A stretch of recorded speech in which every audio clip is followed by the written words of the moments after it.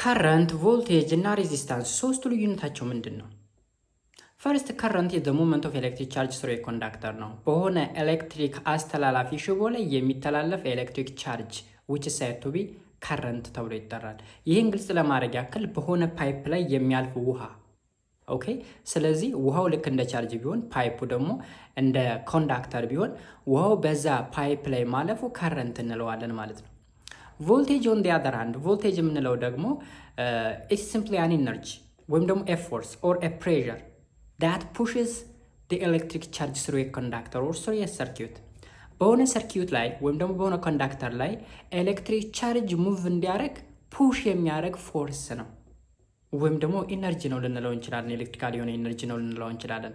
ያ ማለት ለምሳሌ በፓይፕ ላይ ውሃ እያለፈ ከሆነ ውሃው በደንብ እንዲያልፍ ፓምፕ መግጠም ማለት ነው። ፓምፖን ለምሳሌ ውሃው በደንብ እንዲሄድ ምን ያደርገዋል? ፑሽ ያደርገዋል። ስለዚህ ቮልቴጅ ሲምፕሊ ፎርስ ነው ወይም ደግሞ ፕሬዠር ነው፣ ቻርጁ ሙቭ እንዲያደርግ የሚያደርግ ማለት ነው። ዋት አባውት ሬዚስታንስ? ሬዚስታንስ ደግሞ ኢትስ ዘ ኦፖዚሽን ኦፍ ዘ ሙቭመንት ኦፍ ኤሌክትሪክ ቻርጅ ነው። ኤሌክትሪክ ቻርጅ ሙቭ እንዳያደርግ ኦፖዝ የሚያደርግ አስሮ የሚይዝ ነው።